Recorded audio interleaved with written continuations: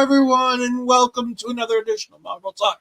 I am OL'Ed Ed Fries, and I'm joined by my tag team partner, the one and only, the man with no funny name, Andre C. How you doing today, Andre? I am doing all right. I've been down with sickness for the last week or so. So I apologize if I have to mute and cough and get all snotty on here. So I apologize. My voice isn't as strong as it usually is. So we're here to talk about Echo, and all right, I was very excited when we talked about what was coming this year and what we were looking forward to. At one point, I said that I was absolutely looking forward to the Echo series because I loved everything that they did with Maya in Hawkeye. I was super excited to get a look at her and to get her on her own and kind of get a gauge as to what's going on with that. We got our friend Bobby Munson in the chat saying, "What's up, guys?" Hello, Bobby. And we got Ashton Pizarro joining us temporarily before we get too deep into the weeds, because as last I know, she hasn't seen the Echo episodes yet.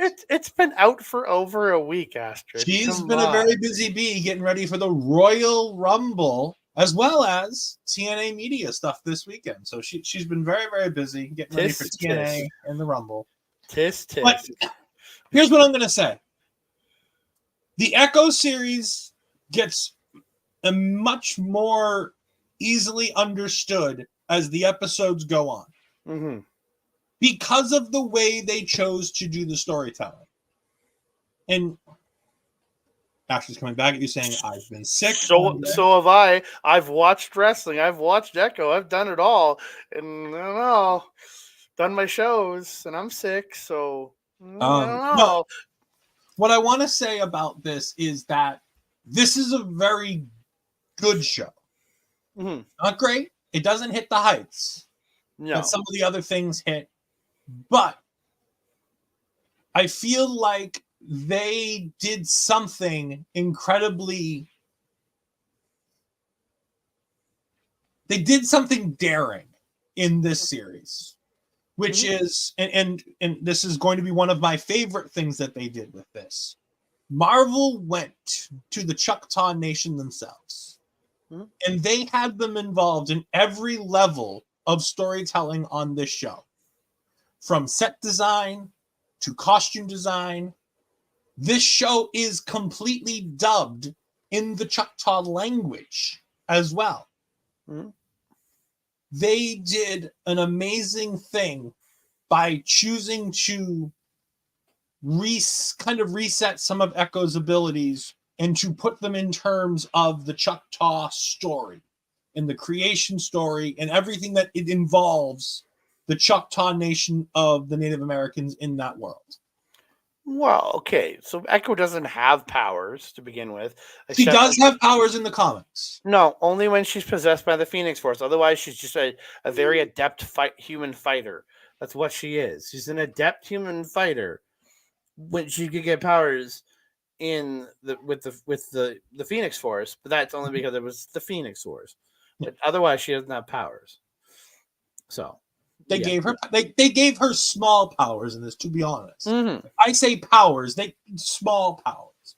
But she does have abilities in the comics. Like it's not, she's more like Taskmaster to an extent, almost, in the comics.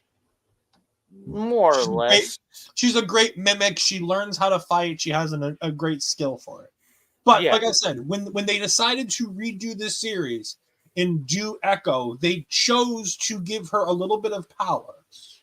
And again, it's not something we're ever really going to see much of, I think, in the greater MCU.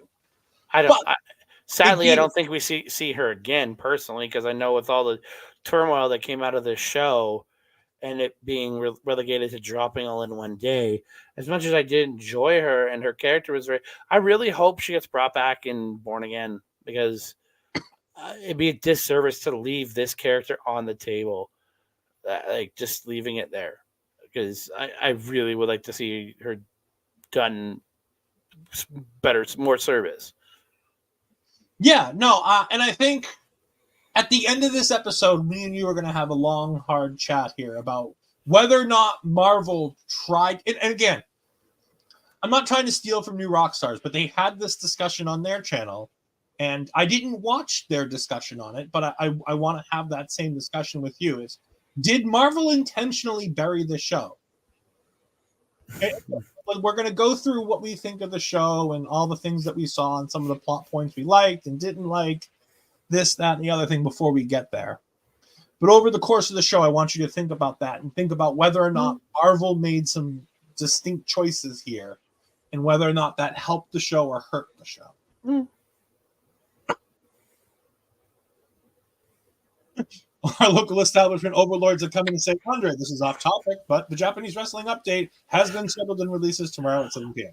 And the best thing, we recorded it last night, and then the biggest goddamn Japanese news drops today of Okada leaving the goddamn promotion.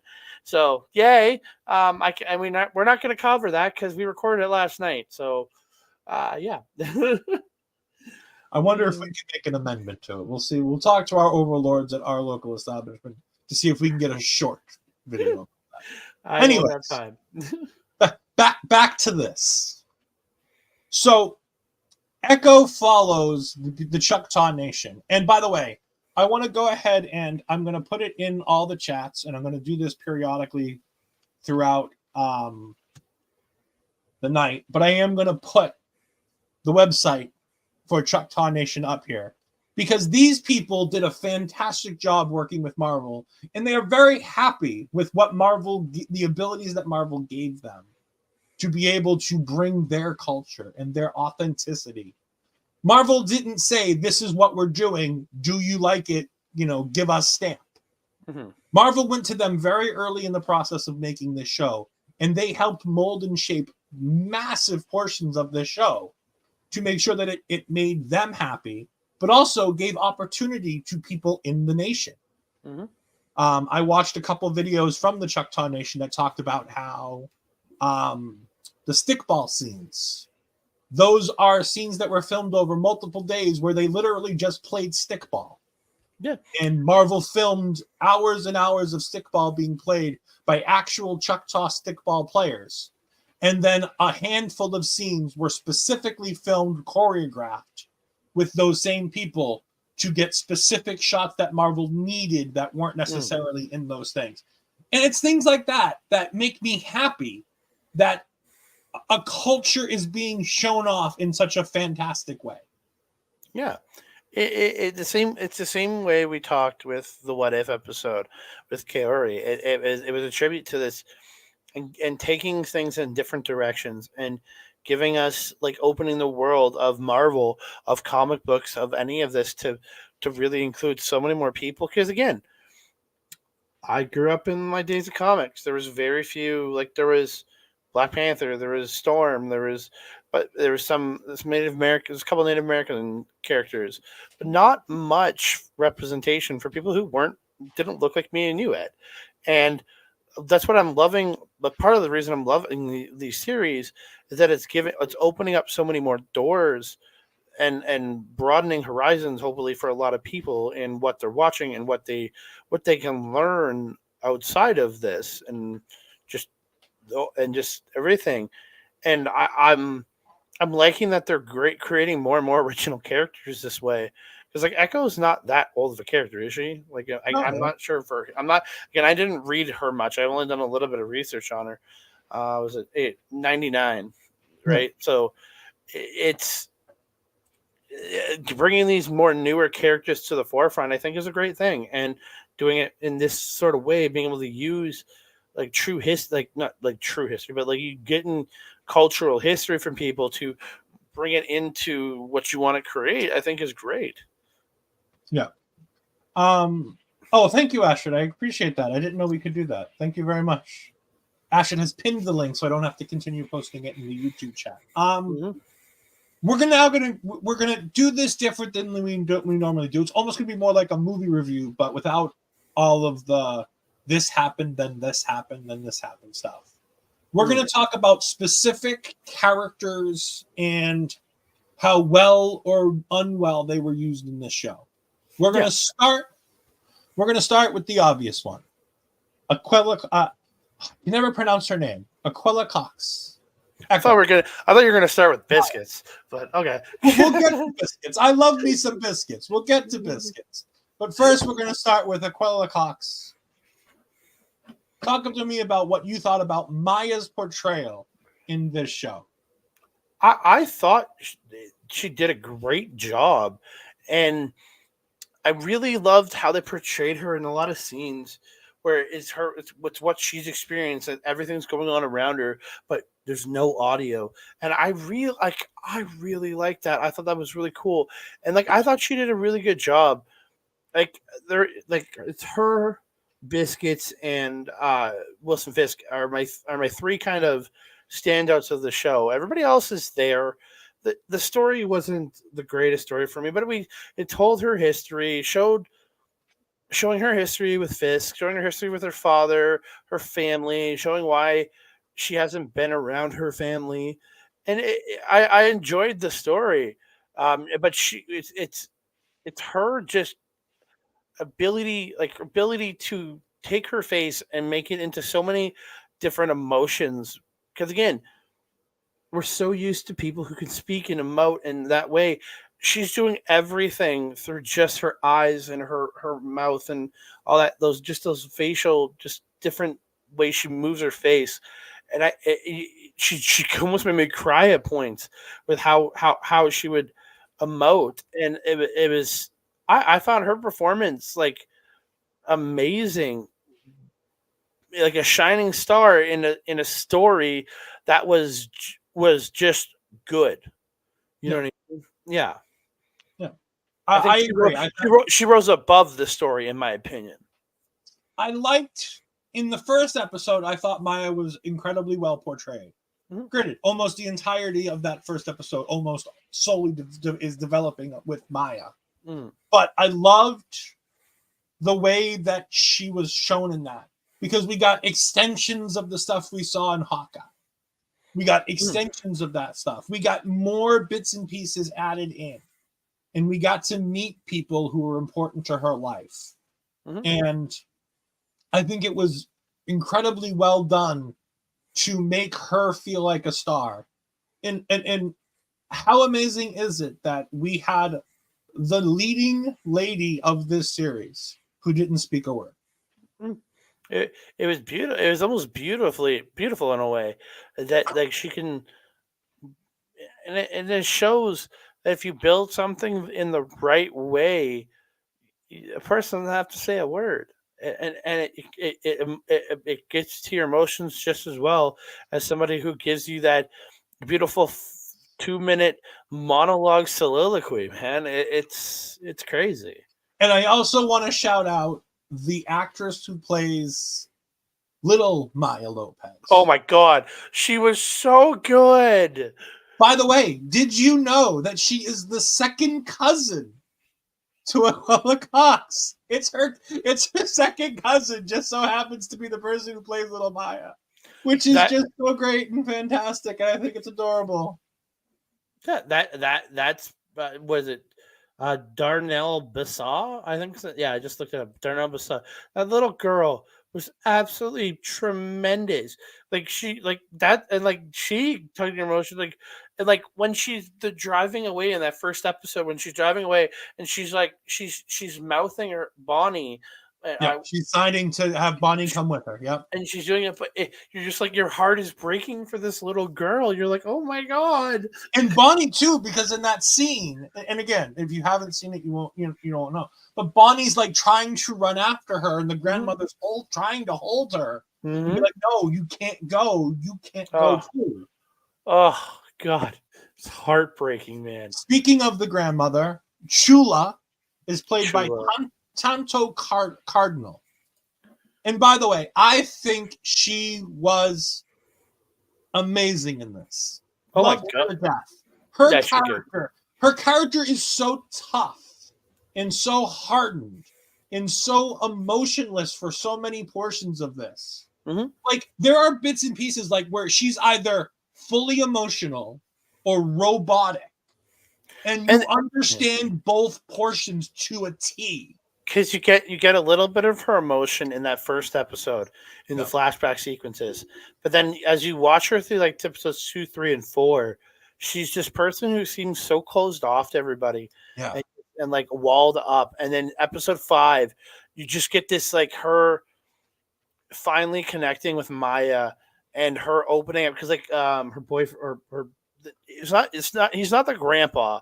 I know No. that, but he was like her boyfriend or husband at the time when her daughter died, and just seeing them like they're obviously broken up, and just to see her opening up to him in that 5th episode after healing that wound with Maya, it's just beautiful to see how she goes from this loving person to creating like becoming this shell, and then finally opening up again. It was that beautiful lack of emotion in episodes 2, 3, and 4 that really set you up for that like, oh, she's finally open again. And it's like it was great. And like her only emotion was like getting mad at people throughout. Yeah. That, But, and again, it's so understandable and so real. Like when I say she's robotic, I'm not meaning like her performance. no, I mean the character itself becomes so robotic. Like she does the things she needs to do. She doesn't care. She doesn't feel. She's just doing for so much of that. Mhm. And you see it in the anger and in the way she looks. The picture on Biscuit's phone when she calls. Like you look at that photo and it's like the photo's just already angry at you. Like you already know the emotion of the person on the other end. Like it's a video call, but it's only just a phone call. Because Yeah. we're not going to be able to go any further without talking about it. We have to talk about, I guarantee you, somebody who they thought was just going to be a fun person to have in the show, not going to be very important, and is iconically going to be the only person anybody wants to talk about. Cody Lightning playing Biscuits. Andre, talk Fucking to us Biscuit. about Biscuit. Before anything, I didn't know his real name was Cody Lightning. Cody Lightning. But this man, Cody Lightning, from right here in Edmonton, Alberta, Canada, from right here, I'm literally just I'm 20 minutes just outside Edmonton right now. Dude, that his real name is awesome by BT Dubs, but holy shit, he was a comic relief for the show. Like that's what he was built to be, and oh my god, just how he reacts to people, how scared he is of his grandmother, like dude of Chula, like just and like when he wrecks her car, he's trying to sell his PlayStation 4, which is at this point already like far obsolete. If And he's still selling it for less than it's worth because GameStop will give you right now, currently today, $175 for a PlayStation 4. There you go. And he's at sell it for 100 and 100. He ended up selling it for 100. Yeah. He was trying to get 125. Yeah. Oh my god. But just like because he's trying to raise money to fix the car because he's scared of what his grandmother's gonna do to him when she sees the damage. It just and then his very comedic run throughout, and then gets the monster truck at the end and drives over the bad guys. Yeah. Yeah, and just drives over the bad guys. Becomes like this hero, almost becomes a hero in the end, without having to be like getting into like gun battle or anything like that. It was just he was so charming, like it just and lovable in this. Like he was great. And he taught me my favorite new word, Nahalo, which is the Choctaw word for white people. Nahalo. It's fantastic. We are Nahalos. I am the hollow to the max, buddy. But no, I agree. He's so great. When he realizes that he has to drive the truck on off-roading. And by the way, I love when he says the wheels on the steering wheel on the wrong side. And I didn't put 2 and 2 together until later on in the episode when we see Grandma, and Grandma's part of she's the nation mailman. And it's because of the fact that she uses that truck as her mail truck, which is why the steering wheel's on the wrong side of the truck. And it didn't dawn on me until 3 episodes later why he makes that joke in episode 2. It didn't dawn on me until episode 5 when she's wearing her goddamn mail uniform. And exactly. It's the same moment it dawned on me. I'm like, oh, shit. That's why I was thinking, oh, she's got a dope-ass, like, car from Britain. Or truck from Britain. That's what I was thinking. Yeah, you're right. He had no car to get to the store. He did have no car to get to the store. He had to borrow from Grandma Chulo. Oh my god! But it was such like this lightheartedness inside of like a quite serious and like introspective show, like talking about what you're feeling on the inside and being all serious and trying to get past like traumas. That's what the show is really about, is learning to deal with your trauma. And he was just this little like white, like bright light in I'm not saying it's the dark, but the bright lights in the darkness. You know what I mean? Like that one character that didn't seem to have any like darkness inside of him. Like almost everybody else had some sort of darkness. Maybe outside of even Bonnie had a darkness in her because she's been so estranged from Maya for so long. It was her best friend as a child, so there's a hurt there. Where Biscuits seems so just like, I'm just Biscuits, I'm just good. Yeah, let's go. Like it's just, I don't know, I loved him. We're gonna do 3 characters who don't really have much to talk about. We're gonna do 2 of them real quick. We're gonna do Bonnie, because as important as you think she's going to be to this story, she's very much not here for most of it. Yeah, she's a little crux point for certain things, but she does like, and again, she's part of the final episode. They use her as, they more or less use her as a damsel in distress, more than anything. That's kind of what she's relegated to, more or less, as damsel in distress twice. Yeah, she gets. I mean, she puts herself in harm's way once, and then she just happens to be kidnapped later on. Mm-hmm. No, I thought she did a good job for the role that she did. She's my biggest disappointment in this series, and not her herself, but the writing that we got so little of her. Because I feel like there was a lot more to develop between Maya and Bonnie in that relationship that we could have developed. This is the type of show that needed 2 or 3 more episodes.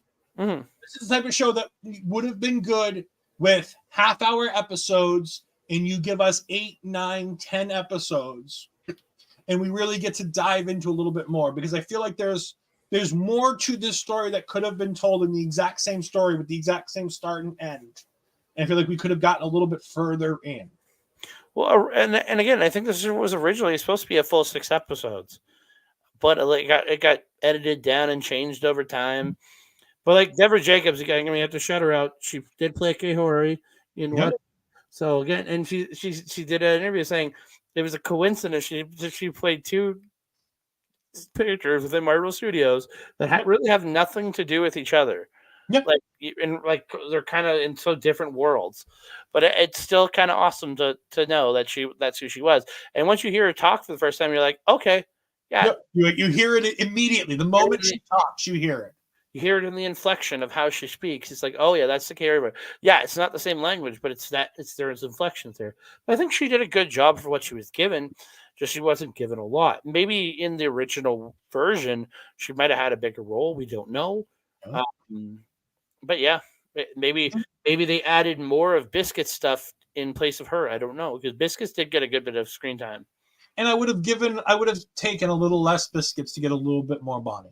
Yeah. Like, I loved Biscuits. He's great and he's fun, but I would have liked a little bit more emotion and a little bit more out of that Bonnie Maya relationship. Because she didn't even interact with Maya until what, like episode 3? Yeah. So yeah. Scene in the bowl. She doesn't even find out that Maya's there until Biscuits accidentally says it. In episode 3, yeah. In episode 3, yeah. Yeah. Speaking of people who weren't properly used for this show, Charlie Cox is in one scene. But that's all you needed. Like I would have liked more Charlie. I would have liked, and this is going to be something we talk about more when we get into the end and we talk about Kingpin. I would have liked more Charlie. I think, and I'm hoping that we get more between the 2 of them, because that one fight scene that they have is the best fight scene in the entire show. I think it's the only fight scene of the show. Nope, because they have the fight scene at the skating rink, and then you have the fight scene at the end. Well, it's not even that final fight scene wasn't really even a fight scene. It was 3 on 17. It was absolutely a fight scene. Yeah, but it was barely. Grandma Kula gets in on the fight scene in the last scene. Come on. They just pretty much wiped the floor with them in about 10 seconds, and that was done. That's because they have special powers at that point. Yeah, But but no, again, I would would I have loved to see more of Charlie Cox of his Daredevil? Hell yeah! Like I love that dude. Like he was a giant highlight for me in She-Hulk. But like I love that. But again, I love that show for many different reasons. yeah, we'll deal with She-Hulk later. But I don't know. I think he would have. I don't think he would have taken away from this episode at all. It just he doesn't really fit into the story super well. Maybe after the fist thing got blown up, maybe you could have had a scene of him kind of investigating, like in that sense. I feel like there was a moment where you could really have Charlie, and again, I think this because of the fact that all of this takes place in Oklahoma. I think that's probably why we don't have Charlie. I think if more of this takes place in New York, where I honestly thought it was going to take place, which is my biggest shock and happily surprised, is I really wanted to see more of New York in this, and we only really got those flashbacks to New York, and everything else takes place in Oklahoma. Barry Monkey jumping in saying, I felt the final fight scene was really disappointing and wanted more from it. I agree. I don't want to say it was the best fight scene because like I said, I think the Daredevil Maya fight scene is the best fight scene because and by the way, I love that scene because it's the Daredevil Red Charlie Cox. He hasn't gotten the new suit from Luke Jacobson yet, so he's still the Daredevil Red with the like the extensions on them. It's the Netflix Daredevil. So you're showing that yes, that Netflix Daredevil does exist within the MCU, but we're editing certain things from that for what's going to go forward, and I'm very okay with that. But BT Dubs. Last minor character before we start getting into my two favorite characters is we have to talk about Graham Greene, Scully. Grandma's boyfriend, the grandfather type figure. This man is chef's kiss. I love this guy. He's been in a bunch of things, if I remember correctly. I don't think this is the only thing. I think he plays, I think he's your typical, we need an older man to play Native American. Please get this guy. Yeah. Again, he was so charming in how he portrayed himself. Like just showing the relationship from when she was a kid, and they were just him and Chula just loving on each other in the flashback, and then showing the just into the future and how he's trying so hard, and she pawned her sewing machine, but he never sold it because he knew she would come back for it, and just those little things you just sort of you're just like. Oh, it's just Tony Stark. He's kind of the Tony Stark of this show because he's there and he's tinkering and he makes her the new leg guard because she got her leg crushed. Her fake leg, she got crushed. Yeah, if he's the Q. If you think of it as James Bond, he's her Q. He builds her the leg. He's fixing things for people and everything. So, and by the way, that scene of him trying to sell to the hippie white people who just want to get the Native American stuff to make themselves look great with the interior decorating stuff, like that scene with him and Biscuit and then the hollows in the store is just, oh my god, chef's kiss. Loved it. Like I said, he doesn't play a very important part, but he's just this great little ability. He's this great person to talk to, and nobody other than Chula throughout the entire show is mad at him. Oh, I knew where this guy was from. He was on the Red Green show back in the day. I don't know if you know that. It was a Canadian show. He's been on almost everything and anything. Yeah, he was. This was this great TV. I don't know if it was ever on in the States. It was the Red Green show. It was this great Canadian-made show. But oh my god, and he was insanely. He was only on a handful of the episodes, but he was very funny on that show. I was looking at his Wikipedia just to figure out where the fuck I had seen him before. He's so good. We then get to Chaske Spencer. Get the duct tape. It's from Red Green. It's all about the duct tape. Chaske Spencer is in this show. For those that don't remember, he played Sam Huey in the Twilight movies. But in this, he plays Uncle Henry. And he is so good at what he does because he is the linchpin for Maya, for the reasons to try to because there's no kingpin until very late in the show. He is this opposition force in word and in name only. Like he's like, Maya, you can't do this, and he's giving the reasons and he's trying to talk her out of these things. And in the end, he comes around and he's on her side. But he's scared of Fisk. He works for Fisk. He's the one who gets her dad a job in New York working for Fisk. He's the one early on at the hospital when her daughter has died and Chula's mad. She goes, you Lopez boys. He's the other Lopez that we're talking about this. He's the brother here. And it's just he's such a good role in this, and he does so well in this. When his own guy takes him captive in episode 2 or episode 3 in the skate rink, when he's trying to, sell Maya out, and he's there and he tries to talk Bonnie out of getting out of here, and Bonnie gets caught. But there's just so many good scenes where he's just this steady force keeping the story moving and keeping Maya kind of on track, but also giving her that ability to go off script and go bad. He was a highlight in this for me. I really enjoyed the work he did in this. I found him he was there. I didn't give two shits about the character. I found him generic and boring. His scenes when he was talking with people, I just went, okay, when are we moving on? I didn't like him. Again, that's a personal thing. No, absolutely. We're all on. I just found his character I'm like, oh, you're just Fisk light. That's all he was. And again, that's where I was just like, I don't care. I don't care what you have to say. I don't give a shit. All you're doing is you're the impedance for her to eventually get to Fisk. I get it, but you're of no interest to me. Again, I don't know. It just he came off just as a random guy who happened to be part of her life beforehand. He didn't. I don't know. He didn't make an impression on me. To me, he didn't really have anything until that final episode, and even then, all he did was shoot a guy.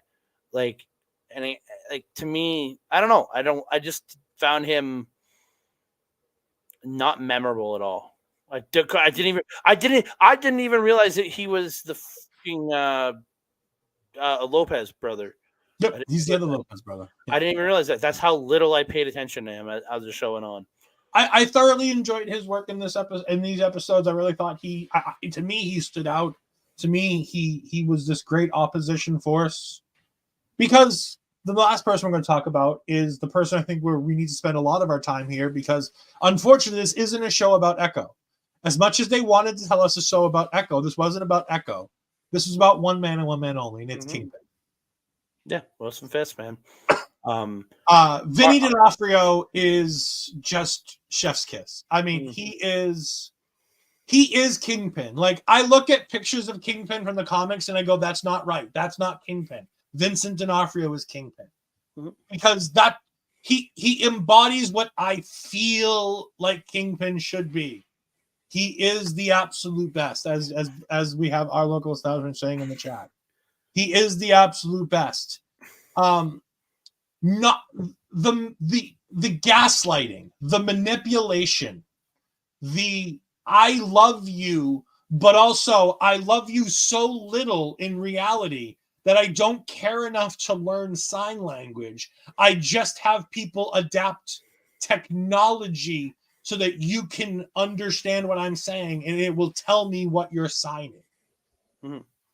The ability to play a villain as dastardly as him, who only in one flashback actually gets his hand dirty doing anything in this show, was so fantastic. I thought Kingpin was fantastic, but I wanted more. I wanted more Kingpin. Yeah, I think we all did. That, like, what my brain when I think of the Kingpin personally, because my first exposure to comics and Marvel was the '90s cartoons, Spider-Man. my brain, when somebody says Kingpin, my brain goes automatically to the Kingpin from the 90s cartoon with Spider-Man. And that's always been, even all the comics I've read over my life, all that stuff, he's always my base of reference. This is the thing I personally have said. This man has eclipsed over the last bunch of years. For me, when I think of the Kingpin now, it goes to Vincent D'Onofrio. It used to just be like, I still think of that 90s one, but Vincent D'Onofrio pops in my head. I've been watching this guy since I can't remember when he joined Law and Order, but I remember back in high school and shit, watching Law and Order with my dad and watching Law and Order Criminal Intent, because we both loved the show because of Vincent D'Onofrio. Well, yeah, there we go.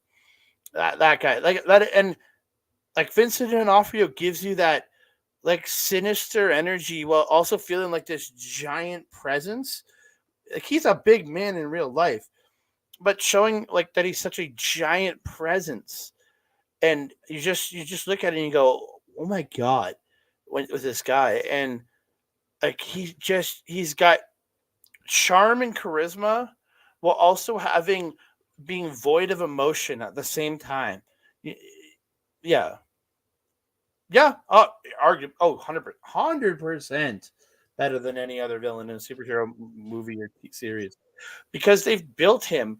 I think maybe the only other villain that had come close was Loki, and he turned into a good guy. That's the thing. Where Kingpin will never become a good guy. That's the thing. He'll always be the bad guy.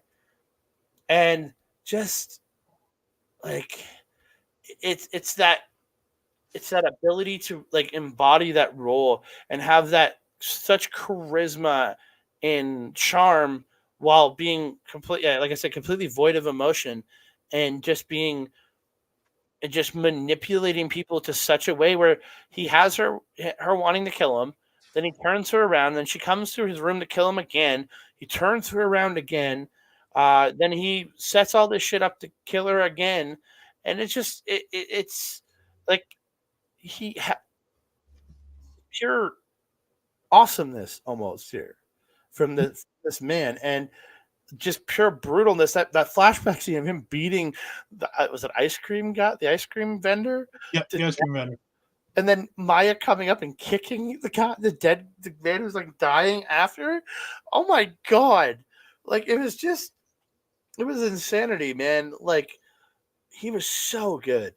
He was The emotional manipulation of Kingpin is something to look at as an acting thing and go, it's so unbelievably amazing, but also so terrifying because real people deal with this on a daily basis. There's multi-billionaires that do this exact thing. Why do you think they're a multi-billionaire? Right? Yeah. Because they act like this, and it's fucking scary. But like using just the ice cream scene and talking about the emotional manipulation just in that one scene. Maya goes up to the ice cream vendor and she's trying to sign that she wants ice cream. And this douchebag has no clue what she's doing and is telling her to use her words. And he's, and then he just tells her to leave. And so she has her head down and she walks away. And he starts to roll his little cart away. And Vincent says, hold on one second. And he looks at Maya and he says, wait. And he goes around the corner and he grabs the guy. And he beats the ever living shit out of him, like you said. But the most important part of this is he then grabs his phone because he's wearing the full white suit. He's wearing the white Kingpin suit that we just saw in the animated one. Mm. He's wearing that suit. And he calls somebody and he's like, I need you to bring me a new suit coat. I can't let Maya see me like this.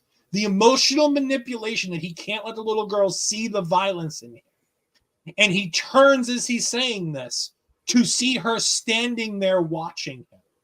And like you say, she then walks over and kicks. And that's the moment he knows he could turn her into what he turned her into. Because she had that emotional resonance to kick this dude while he's down. He's like, oh, and you can kind of see it on his face. and then he leads her away, and you're like, oh, this guy's gonna fucking ruin her life. And then he puts her in karate, puts her like it's I mean, just, she was already in karate at this but point. I'm just saying, like Yeah. you know that was the moment he knew he could turn her into his weapon. Yeah. It was just like this episode, these episodes follow a very interesting way that they do this. So with the Choctaw story that they've brought into this show, the first 4 episodes involve, well, 3 episodes involve Choctaw folktales and characters from the Choctaw stories and folktales, and then 1 is her mother. But episode 1 is about Chafa. Chafa is, we see in the beginning, we have the flashbacks where they're stuck in the cave, and she's the one who holds the cave walls up long enough to get them out of there. And they transport themselves to Earth, or above the ground onto the Earth. And they see the sun, and the clay comes off them, and they become human. And it's interesting. And she's the first Choctaw. These are the first Choctaw people. And it's kind of the Choctaw creation story. And then we go into the episode. And every episode for the first couple has this ideology that goes along with it, where we learn more about the Choctaw people. In episode 2, where it's about Loak, we have a flashback to Alabama in 1200 AD. And this is the stickball stuff. And they're playing stickball, and this character, we see this character they're winning, and she's getting cocky, and then the other team brings in their star player that they only use when they need to, because he's too valuable to just use all the time. And they start losing again, and they're about to lose, and then it's all laid down to this final point. And she's another, Choctaw, figurehead. And she gets to have the powers, and she gets the ball, and she scores the game-winning goal. But it's about her fierceness. There are qualities about her that continue to be told in storylines throughout the way. We then, in the third one, we learn about Tuklo. And this is where we flash back to the late 1800s, and we get the story about the Light Horsemen. And these are essentially... I'll bring up Barry's comment before we talk about that. Performance-enhancing magic should be banned. Yes, Barry. We in the Light Horseman episode, we see that the Light Horsemen were supposed to be men, but they have a reason. It's not just because you're a woman and you're not strong enough. That wasn't the reason. These Choctaw people, in their minds, the women were life givers, while the men were life takers. Mm-hmm. Women weren't intended to take away life. They were intended to grow life, to birth life, to bring people to life, to bring food to life. It wasn't just that they're less than. It was different than that. And I was really actually talked by it. I really felt that. And I was like, that's an interesting way of looking at it. Because they weren't just looked down upon because they were women. They were looked at differently because of the fact that they were life givers and not life takers. And this girl ends up saving a bunch of the Light Horsemen, one of which is her father, because she, again, uses the magic to transport to where she needs to be when they're in trouble. Episode 4 is about her mother, Taloa. And this is where we see the ice cream vendor stuff. This is where we see all of that. And it's in episode 5 that we really get this wonderful moment where Maya sees her, and through the abilities that Maya is going to get through the Choctaw people, she helps heal Maya, or tries to help heal Maya from the pain of her death. I was about to say, no, that's episode 6, but then my brain went, no, there's only 5 episodes. There's only 5 episodes, yeah. Yeah, sorry. No, you're good. You're good. And it's this thing where her mother's trying to take away her pain, not erase her pain, but to take the anger and the fear and the bad feelings of the pain, not take away the sadness, but take away everything else from it.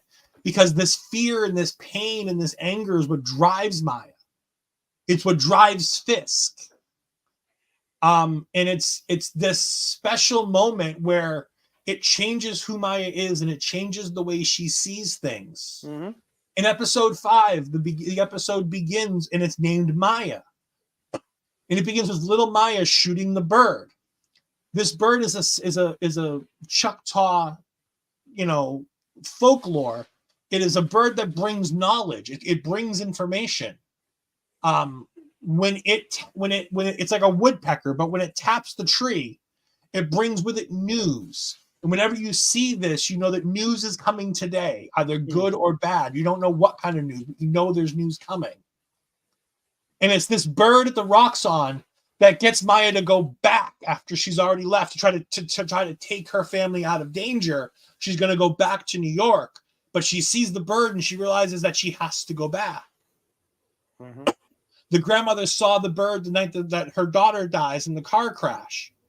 It's such an emotional story that they tell in this. Mm-hmm. But you don't.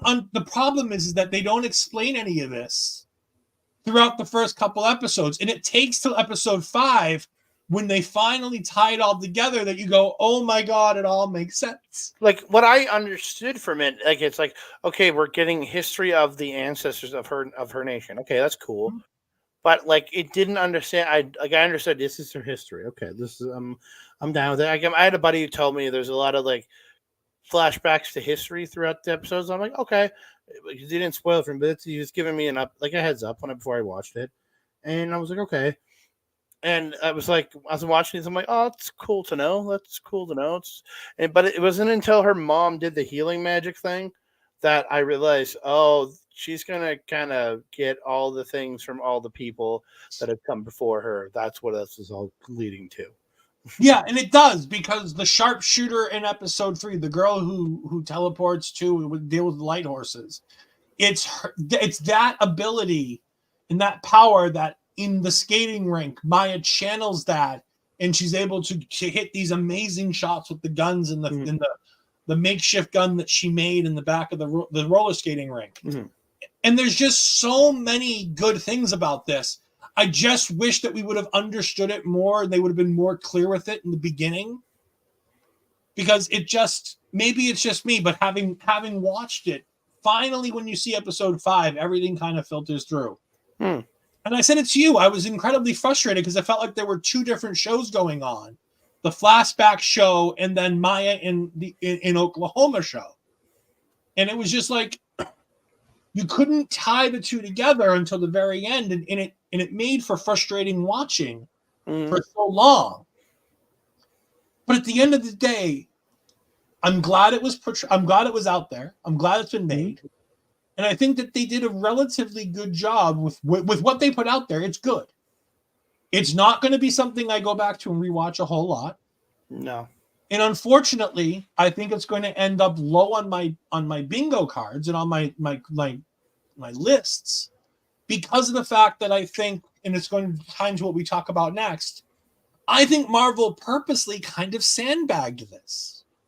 Yeah, because again, the only real thing, if you really think about it after the end, is after she like heals Fisk, which is funny for me to say because all I can think of is local pro wrestling.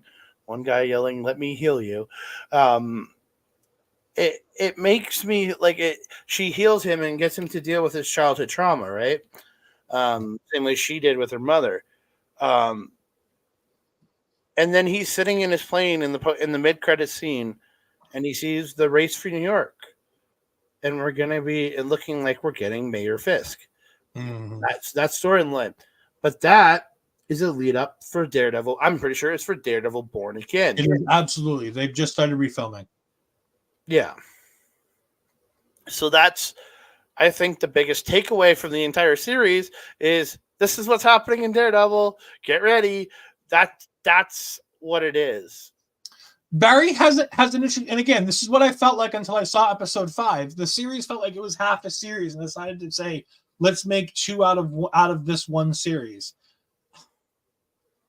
Yeah. I think that there was more. I think if this was done in New York, and Maya was taking on the New York crew and she was taking on Fisk, I think it would have had so much more impact and it would have been so much better because you could have brought in Charlie for a little bit more of this, because I think it would have been a nice precursor to what we're going to see coming up in Daredevil Born Again, where we have Charlie taking on Mayor Fisk. Because that's what we're going to get. That the post-credit scene is solely done there to tell us that we're getting Mayor Fisk. If you'd done New York, you could have had She-Hulk. Maybe. I mean, remember, She-Hulk is a California thing, so yeah, but you still could have had her. I don't think. Remember, this is a Spotlight series. I know. That's the other thing that I think Marvel did, and this is where we're going to start talking now. We're going to stop talking necessarily about the series as a whole. We're talking about what Marvel did well, and if anything, and what Marvel did poorly about this, and did they intentionally bury the show? I don't know, because again, like, I know there was a lot of trouble with the series early on and in production and certain things, and then when it was completed, they didn't quite like the 6 episodes that were there, and they were going to re-edit and change some stuff, and they did, and we got the 5 episodes we did, and then when they announced, because it was last fall when we were talking, and they announced that we're going to get it all in one shot. I think you and me both went, yeah, that's not going anywhere. Like we knew it right from their point. Like, it's like, and we understand Fisk will move on. There's a chance we see Echo in Daredevil, but we're never going to see any of her family again. None of those characters are going to return. We're not going to get a season 2. She-Hulk has been said not to get a season 2. I doubt Echo, if they all drop in one shot, gets a season 2. So it's those little things. And like, wasn't Werewolf by Night a Spotlight? No? Spotlight. That was a Marvel special. Special. Okay, yeah. They have a special thing for it. The Guardians Christmas special was special presentation. And this is a Spotlight. So it's like Marvel has told us what Spotlight means. This from Marvel Entertainment, their definition of what a Spotlight series is going to be going forward is it's going to be the Spotlight series. The Marvel Spotlights are going to be shows that are more down to earth, grounded shows that have less of an impact on their larger, grander MCU overall. There will be no space stuff in the Spotlights.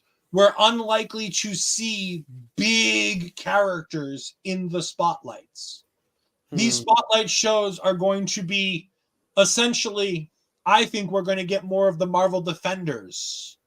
I think they're going to start making shows like Marvel Defenders, and I think that's what we're going to get here. So my question is that where Agatha is going to fall? Yes, I understand she has magic and stuff, but does she fall into that Spotlight category? She might. She very well might fall into the Spotlight category. Look and say, this is the first one. No. I got to address something. Screw you, Barry Monkey.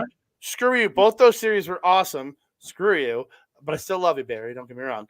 But like, I love both those series. The one true rubbish series was Moon Knight because it made no sense. No, Moon Knight was fantastic. It was terrible. Moon Knight was absolutely glorious. Terrible. Absolutely. And the first season of Loki outside of the final episode. The first season of Loki is almost perfect.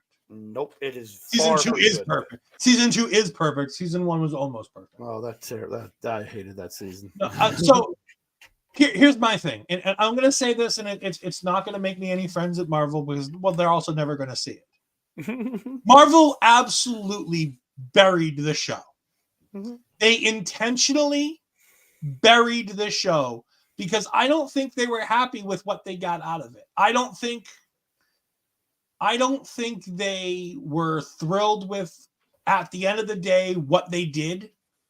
I don't think that they knew what they were going to be able to do. I'll go to Barry's comment in a little bit. I just want to keep going with this. Releasing all of this in one go, it takes away any momentum the show can gain. The one thing that we said, like, and me and you talked about this when we did on the days we were both here for the what ifs. The daily releases of What Ifs were great because if there was a bad episode, okay, it didn't matter because the next day we have a chance at a good episode. Mm-hmm. If there was a good episode, the momentum of that episode carries us into the next episode. With Loki, when we did the weekly episodes of Loki, the momentum of how good each episode was and as they were getting better or not, it would carry us through into the next week. The weekly series have been such a key, great thing for Marvel. To drop something all in one day it's a slap in the face to the crew and the cast that worked on the show. And it's Kevin Feige and the Marvel brass saying they didn't have enough faith in it to do weekly episodes to get good press for it.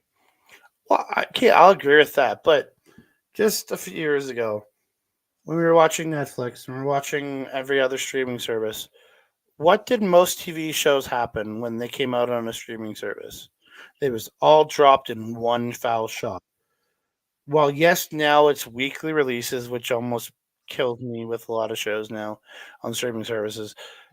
Disney's made it the weekly thing is they're doing it right now with Percy Jackson, and I'm like I went into I love those movies and I love those books, and I'm a big Edge fan, so I'm watching that series, but but it's giving that series momentum, right?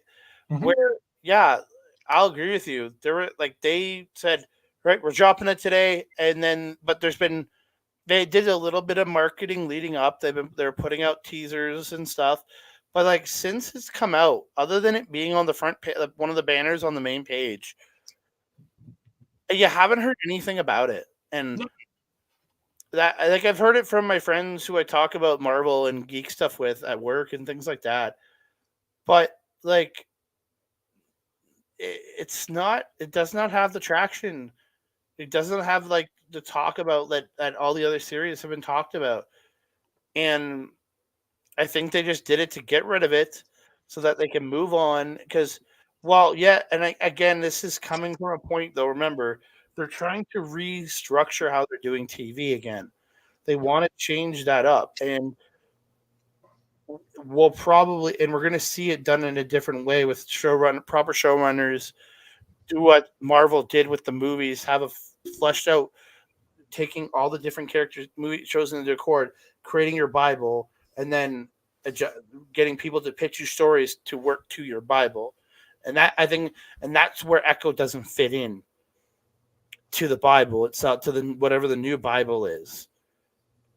And that's, I think, why it got buried.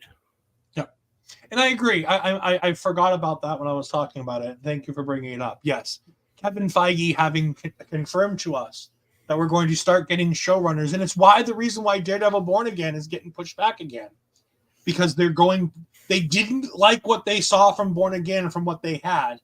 They canned a lot of people on the creative side, and they went back to square one to redo what they were doing with that show. Mm-hmm. I just feel bad for the cast and the crew of the show that Marvel didn't give them the chance to give them the ball and run with it. Because with Secret Invasion, with Loki, with all the different TV shows, they had people out doing press. I guess not Secret Invasion because it came out and Loki during strikes, but all the other TV shows like WandaVision, Falcon, all those the She-Hulk, they had all those people out doing press on these shows trying to hype this thing up. There was nothing given to this, and which makes me sad because it was a very good TV. It was a very good TV show, which I had a good time watching, and it all came together really. It came together for me in the end, but it doesn't rank high. It still ranks above Moon Knight for me because that show was terrible. But that's a personal opinion.